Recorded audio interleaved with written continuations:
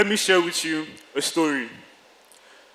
When I was younger, my grandmother used to hammer a certain Igbo proverb to me, and it goes, "Eme ngwa ngwa, eme haro dache," which basically means a stitch in time saves nine. When she was still alive, she used to save every drop of water in the house. And yes, I mean every single drop. She carried the runoff, take it to our garden, and water our plants. I, personally, thought it was a quirk, or something old people did. But getting older, I realized she wasn't being old-fashioned. She was being faithful. Faithful to something bigger than herself. When we talk about climate change, we imagine it as though it is somewhere else. In the Arctic, in scientific reports, in speeches of heads of states, at summits, none of us were invited to attend. But climate change does not begin in the atmosphere. It begins in your home and in mine. I have with me here a light bulb. Unremarkable, but yet common. The type found in millions of Nigerian homes, left in an empty room, burning energy for no reason.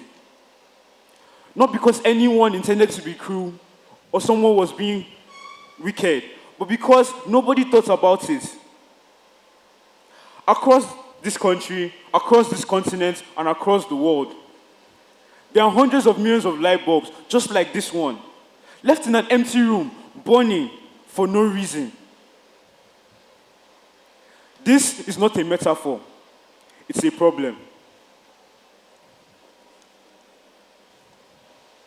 Nigeria produces 2.5 million tons of plastic waste every single year. And globally, we produce 380 million tons of plastic, all for single-use wrappers, straws, and bottle caps, things that we touch for merely 30 seconds, then release into the world forever. We tell ourselves that this is a government problem, an industry problem for scientists and activists, people with more time and more resources than us. And why? Because we're too busy. Too busy to take care of the environment, too busy to take care of our surroundings. But every trash can started empty. Every jar started empty. And every landfill was green.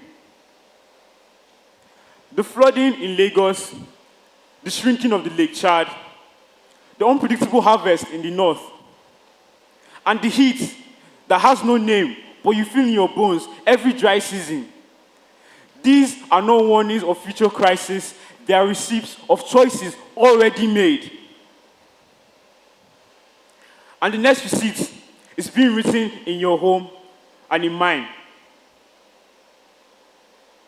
There's a lie that has taken root in all of us, a very convincing and comfortable lie. And the lie says, I'm only one person.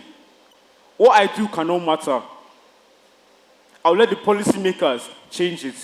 I'll let the big players fix it. I will engage when it's easier, more convenient, and more certain for me. But that lie has a cost. And that lie compounds daily. Because no movement in human history was ever started by everyone. But every movement started when someone decided that waiting was no longer acceptable for them. So they made one different choice, then another, till the whole neighborhood heard about it. So you do not have to stop climate change alone, but you can choose to be different in your own home, about the way you dispose refuse, about the way you use reusable bags. Oh, I have with me here a note, written by no one in particular, but addressed to all of us. And it says, what world did you leave us in? This question is constant. It will be here after my father. It will be here after me, and it will be here after my son. 3 generations, one question. The only variable is how we answer it. Because your home is not small, your home is powerful. By choosing to reuse reusable bags instead of plastic ones, that is you being powerful. And sitting at the dinner table and discussing with your family why the choices you make matter. That is how revolution starts. Not with a banner, not with an outrage, but with a bucket habit and a dinner table, and even perhaps my grandmother and her garden. The most radical thing we can do is to make our home a place of attention, a place where the question, does this harm the world, comes before, is this convenient? This is a seedling. It needs almost nothing right now, just consistent care. No grand gestures, no perfection, just daily attention. It might not come out all right every time. It might have some weeds. But so does our planet. It does not need millions of people doing one thing perfectly. It needs few people doing something consistently so that change can come. I'm sure many of you are football fans and are following the current World Cup. Well, one of the most interesting matches for me was the match between Netherlands and Japan. Why? Because of what happened after the match. The Japanese fans came to the stadium with reusable bags. To do what, you may ask? Well, your guess is as good as mine. Speak up trash. But not just that. They took the liberty to clean up the stadium, the stands, pick up reusable plastic, and trash it. They even swept the stairs. Even the Japanese team was seen cleaning their dressing room and ended up leaving it spotless.